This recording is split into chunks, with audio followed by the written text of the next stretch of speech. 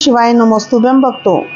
श्री शिव महापुराण पांचवी उमा संहिता का 35वां अध्याय शीर्षक है व्यवस्थ मनवंत्र का वर्णन। सूत जी बोले, हे मनु, ऋषि कश्यप के दाक्षायणी नामक स्त्री से विवस्वान सूर्य की उत्पत्ति हुई थी।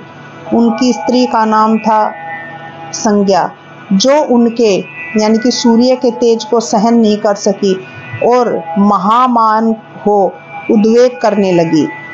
तब सूर्य ने उसे 3 संतानें उत्पन्न की और जिनमें यम और यमुना ये 2 संतानें एक साथ उत्पन्न हुई और तीसरी संतान एक कन्या हुई। जो इन तीनों को उत्पन्न कर सूर्य ने संज्ञा से वहां रहकर सुख से पालन करने को कहा, परंतु संज्ञा सूर्य के गोलाकार रूप एवं शरीर को सहन नहीं कर सकती थी। इससे वहां उसने अपनी शुभ छाया को प्रकट कर वहां रहने को कह दिया और स्वयं अपने पिता के घर चली आई। छाया सूर्य से इस रहस्य को छिपाकर वहां रहने लगी। संज्ञा पिता के घर आई। पिता ने फिर उसे सूर्य के पास लौटकर जाने को कहा। बाध्य हो संज्ञा वहां न रह सकी और लौटकर घोड़ी का रूप धारण कर कुरु देश में जाकर मनुष्यों में विचरने लगी। उधर उस छाया को ही संज्ञा जान सूर्य ने उससे मनु नामक एक सुंदर पुत्र उत्पन्न किया। छाया उस पुत्र से स्नेह करती हुई वहां रहने लगी। उस पुत्र का नाम सावर्णी मनु हुआ। तत्पश्चात जब व्यवस्थ मनु को संज्ञा रूपी छाया की वास्तविकता ज्ञात हुई तो उन्होंने उसे धिक्कारा और छाया ने भी क्रुद्ध होकर उसे शाप दे दिया कि अत्यंत रोषित हुआ तेरा यह चरण गिर जाए। इसके पश्चात यम ने हाथ जोड़कर अपने पिता से निवेदन किया और कहा कि माता सब पुत्रों से स्नेह हटा अपने छोटे पुत्र को ही क्यों मानती है। इसी कारण मैंने उस पर चरण प्रहार किए हैं, जिसे आप क्षमा करें। अब माता ने जो मुझे चरण न रहने का शाप दिया है, इस पर भी विचार करें। सूर्य ने कहा, तुम्हारी माता का वचन मिथ्या करने की शक्ति मुझ में नहीं है।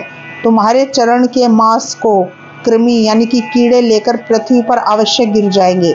सूत जी कहते हैं, हे मुनीश्वर, इस प्रकार सूर्य ने अपने पुत्र यम से यह कहकर अपनी स्त्री छाया से क्रोधित होकर कहा कि हे कुबुद्धे, तूने यह क्या किया? तेरा केवल इसी एक पुत्र से ही स्नेह क्यों है? इसका कारण कहो। तब छाया सूर्य का यह वचन सुनकर सब बातें सत्य सत्य निवेदन करने लगी। उसने कहा, तुम्हारे तेज से जलती हुई तुम्हारी स्त्री संज्ञा तुम्हें छोड़कर तृण के वन में चली गई है। तुम उस पर कृपा करो। मैं उसी का प्रतिबिंब छाया हूँ। मैं तुम्हारे रूप को सुधारूंगी। यह सुन सूर्य भगवान को क्रोध दूर हो गया। तत्पश्चात मुनि ने भ्रमिम आरोपण कर सूर्य देव का विकट तेज छीन लिया। उस तेज के कम हो जाने से सूर्य देव का रूप शोभायमान हो गया। उन्होंने देखा कि उनकी स्त्री संज्ञा योग में स्थित है। तब उस घोड़ी रूप धारण किए वे संज्ञा पर मुग्ध हो सूर्यदेव ने अश्व रूप धारण कर उससे भेंट की, परंतु पर पुरुष की इच्छा से उसने वैसा न होने दिया। सूर्य का वीर्य उसकी नासिका पर गिर कर 2 खंड हो गया, जिससे 2 अश्विनी कुमार प्रकट हो गए।